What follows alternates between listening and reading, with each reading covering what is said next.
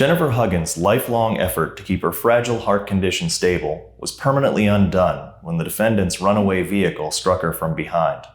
These events nearly led to her death, and for that reason, she is demanding $1 million in compensation.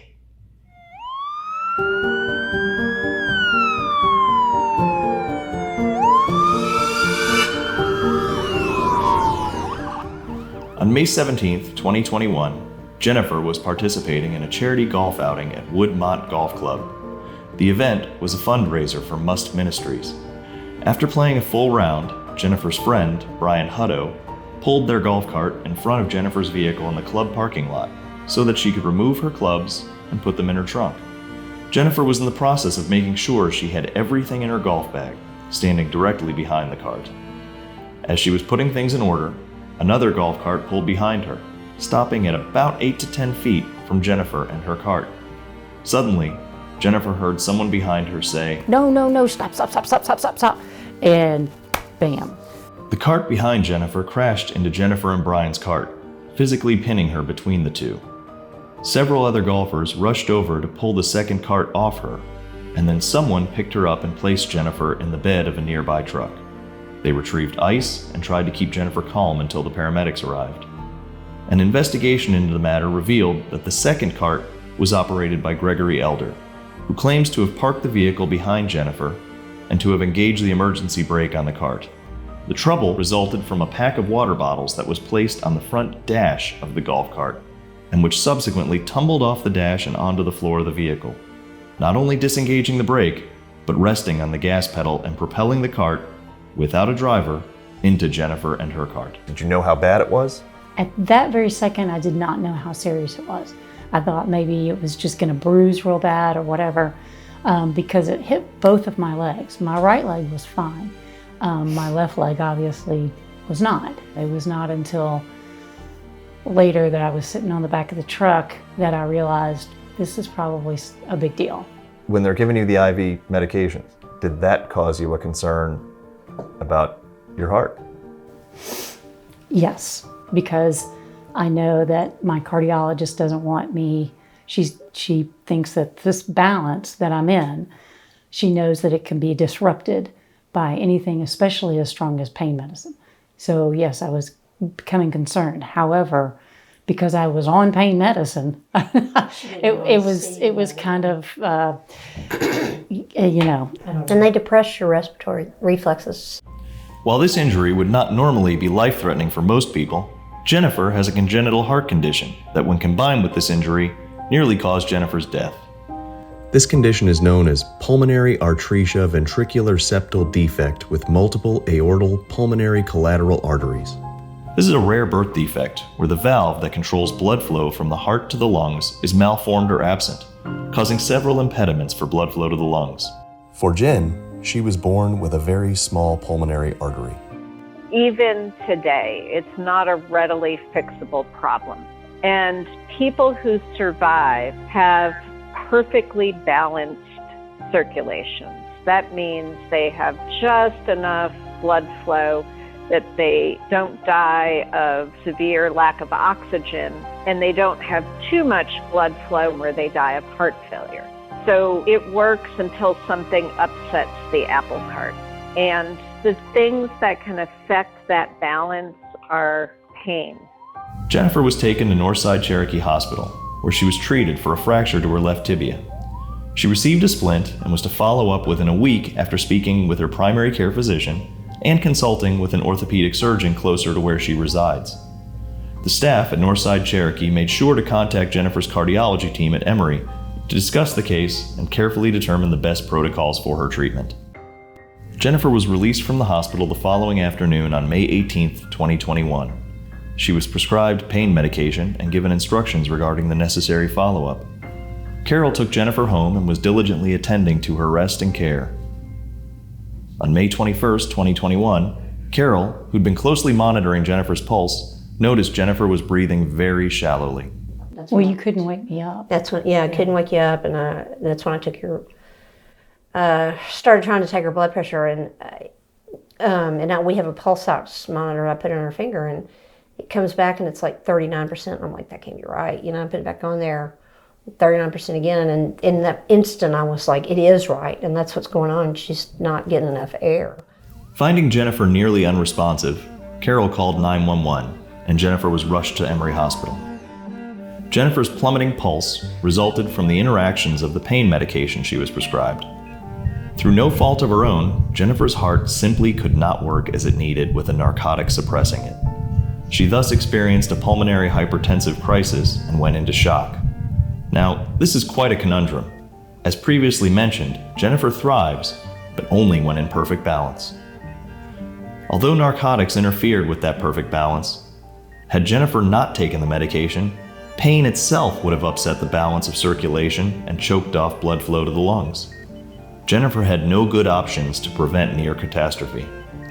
Jennifer's cardiologist, Dr. Wendy Book, credits Carol for saving Jennifer's life by being so attentive and getting her to the ER when she did. Yeah, if Carol had kept her home, she probably would not have made it. Jennifer remained at Emory University Hospital from May 21st, 2021 until June 16th, 2021, spending most of the time in the intensive care unit. Fortunately, Jennifer did pull through and survived this event. She returned home to the care of her wife, but she continued to use her walker to get from place to place, her health and mobility still extremely restricted. Furthermore, due to the fact that the bone would not heal on its own, she had to undergo a surgery to repair the fracture on December 10th, 2021. She remained in the hospital until December 15th, 2021 to ensure that her oxygen levels had normalized. I could not be put under for the surgery. So that actually became a very big deal. My orthopedic surgeon and my cardiologist had many emails, and I know this because everybody said that they'd gotten email after email about this, trying to make sure that my cardiac condition was safe, but also get that surgery done. As of today, Jennifer is still recovering from the injury she sustained in May 2021. What was normal before this injury? What was normal when you got a weekend planned, you're gonna go do something, it's a beautiful day outside. What do you do? In pre-injury, did a lot of gardening. We have 2 dogs. We did a lot of hiking with them. Disc golf, I had just been introduced to disc golf. I also play a lot of golf. My cardiac issues did limit me, but if I wanted to do it, I would do it. I would figure out a way.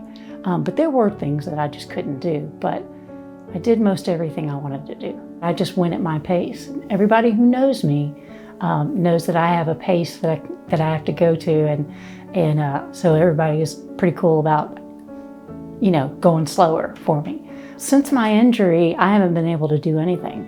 I've been in a cast for forever, it feels like. And then I was in a boot, and then I was, pretty immobile for a long time. I couldn't drive, any of that stuff. My leg, I can't trust it. So I have to think about, yes, I can walk, I can put one foot in front of the other and propel myself, but that's on a flat, level surface. If I have to do stairs, I can't do stairs yet. If I'm walking through grass or walking on the street to get to my car, everything is uneven. And you have to take that into account. So I have to watch what I'm doing. Sometimes I have to take another route because one route is too dangerous for me. So yeah, I feel a lot more fragile. Jen, dealing with the injury, there's a sort of twofold. It's not only the physicalness of her not being able to walk and not being able to work, but she's also the primary breadwinner because Carol became ill and hasn't been able to work full time for several years. So for Jen to be out of work for this amount of time, that was emotionally just daunting, and that's on top of her trying to recover and both the legs and the heart, and it's been something. It's been very difficult for her. So I did a lot of TV watching and a lot of begging my boss to let me work from home. She said no. I was in the clinical role where I worked with spinal cord injury patients. They would come to us right after their injury. We would do rehab with them to get them back to being able to do things as independently as possible. So that meant everything from dressing, you're rolling around on the mat to try to, learn how to move your body, all sorts of stuff. Jennifer, however, had to give up her dream job involving clinical work due to the physical limitations that the injury has placed on her. Still wanting to make a difference, Jennifer now works in advocacy for veterans. So getting back to my activities that I did before the injury, I really, that's what I'm hoping for. That's what keeps me going in physical therapy, is that I'm going to be able to golf again and I'm going to be able to do this. I don't think that I'm going to be able to hike. I just don't think if I do, it's not going to be for several years, because the strength in this leg is just not, due to my cardiac condition, it slows everything down. And it's just taking a lot of work and a lot of time. The breathing treatments have to interrupt your day as well. Oh, yeah. The ordeal has also imposed a new and permanent regimen for her health. Jennifer's lungs sustained irreparable damage and can no longer maintain optimal function. Jennifer must incorporate breathing treatments by way of an inhaler device 4 times a day. The device must be meticulously cleaned each night and requires yet another medication and distilled water to operate properly. This was not a protocol that Jennifer endured prior to her injury.